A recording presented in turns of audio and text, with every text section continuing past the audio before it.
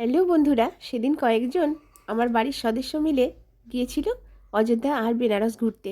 তো প্রথমেই তারা বাড়ির থেকে বেরিয়ে গেল গড়বেতা স্টেশনে। সেখান থেকে যাবে তারা ধানবাদ, কারণ ঝরিয়াতে তো আমার বৌমার বাপের বাড়ি, সেখানেও অনেকে যাবে ওদের সঙ্গে। সেই জন্য ওরা ওখান থেকে ঝরিয়া গেল।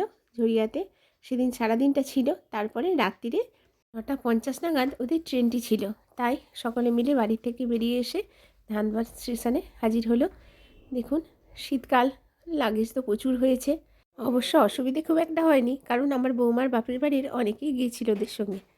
তো দেখুন, ধানবাদ স্টেশনে ট্রেন আসার পরে সকলে মিলে ট্রেনে উঠলো।